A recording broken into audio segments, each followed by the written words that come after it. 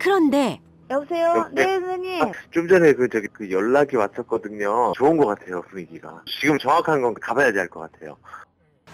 사랑의 아빠 준호 씨의 의지가 특별했던 건 그만큼 현실 앞에서 자식을 포기하는 미혼부가 많았기 때문인데요. 바로 이 베이비박스에 두고 간 사연처럼 말이죠.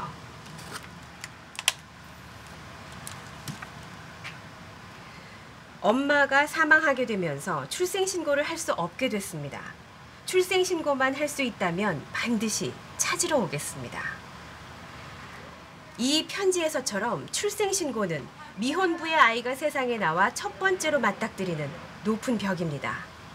반년 넘게 그 벽을 두드려온 아빠 준호 씨와 딸 사랑이에게 드디어 대답이 돌아온 걸까요? 일주일에도 서너 번씩 찾아왔던 곳. 준호 씨는 그동안 법률구조공단을 통해 사랑이의 출생신고 소송을 진행했는데요. 오늘이 이곳을 찾는 마지막이길 초조하게 상담 순서를 기다립니다.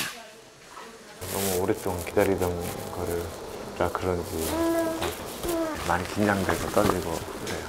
사실 미혼부 자녀의 출생신고를 위한 소송은 지금껏 정해진 절차조차 따로 없었답니다. 아버지로 해가지고 가족관계 등록부를 창설을 해달라고 신청을 했는데 법원에서 이렇게 바로 이렇게 해주지는 않더라고요. 과연 이거를 신청하는 사람이 자격이 있는지. 시행착오를 겪이는 소송을 대리한 변호인 측도 마찬가지였는데요.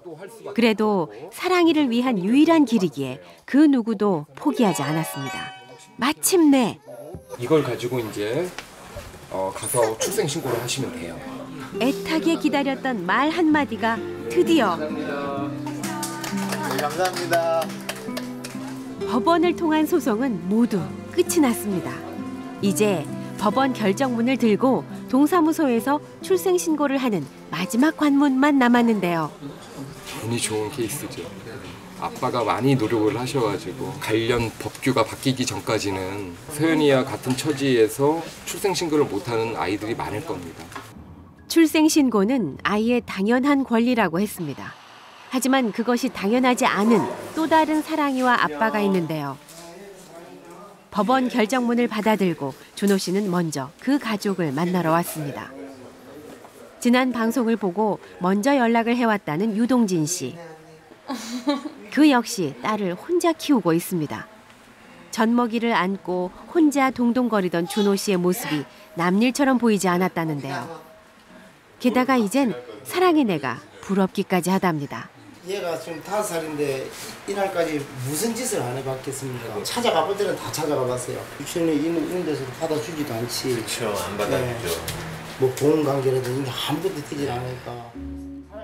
아내는 딸의 출생신고도 하지 않고 집을 나가 연락을 끊었답니다. 소송도 해봤지만 서류 준비가 잘못되어 패소했다는데요. 그러는 사이 딸은 벌써 5살이 됐습니다.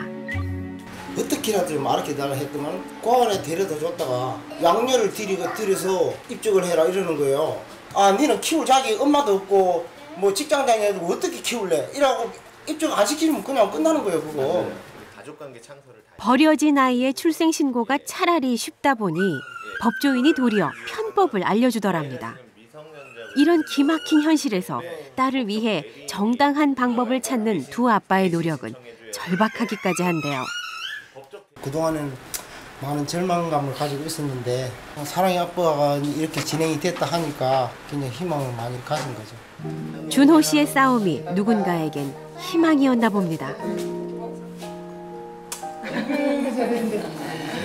다 잘 해결될 테니까 조금만 더 기운 내십시오. 고맙습니다. 네. 빠빠. 가자. 우리는 내 자식을 내 손으로 키우려는 아버지에게 차라리 버리는 것이 더 쉽다고 말하는 사회. 이 어이없는 상황을 어디서부터 어떻게 풀어야 할까요? 그런데 사랑이와 아빠를 만나고 싶다는 사람이 또 있습니다. 찾아간 곳은 국회. 어딜 가든 아빠와 함께라면 사랑이는 마냥 싱글벙글입니다. 두 사람을 초대한 건 한 국회의원입니다. 어서 오세요. 처음 뵙겠습니다. 현재 미혼부 자녀의 출생신고를 돕는 법안을 발의해뒀다는데요. 사랑이 아빠가 소송을 하며 느낀 점을 꼭 듣고 싶었답니다. 아이 아빠라고 하는 것은 유전자 검사하면 나오잖아요. 그럼 이거 들고 동사무소에서 유전자 검사만 정확하다라고 한다면 그 과정을 통해서 아빠로 등록해 주어야죠. 잘 가요. 아직 개정안은 발의만 됐을 뿐 국회에서 검토조차 되지 않고 있는 상황인데요. 얼마나 더 기다려야 법 때문에 아이와 아빠가 헤어지는 일이 줄어들까요? 지난 9월 1일 준호 씨와 함께 인근 동사무소를 찾았습니다.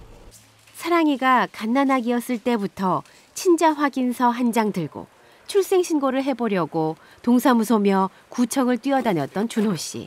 출생신고는 정말 간절했던 일입니다. 드디어 틀림이 없는지 한번 확인 좀 잘해주세요. 똑똑히 잘 봐야 하는데 준호 씨는 자꾸 눈앞이 흐려집니다. 이 종이 한 장이 대체 왜 그리 어려웠던 걸까요? 등본인데 여기도 이제 제가 나오고 저의 자로 우리 애기가 나오고요. 이제야 얻어낸 사랑이의 주민번호 13자리. 아빠의 싸움도 이젠 끝일까요? 그때 준호 씨가 아이를 안고 주저앉고 맙니다. 한참 동안 몸을 가누지 못하는데요. 괜찮으세요? 몸에 힘이 다 풀려버려요. 칼날 위를 걷는 듯 아슬아슬했던 생활.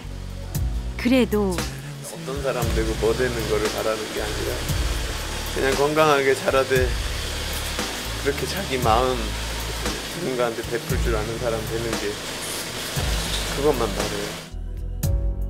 준호 씨는 잠든 아이의 귓가에 여러 번 너무 늦어서 미안하다고 속삭였습니다. 어쩌면 그 말은 우리 사회가 사랑이에게 해야 하지 않을까요?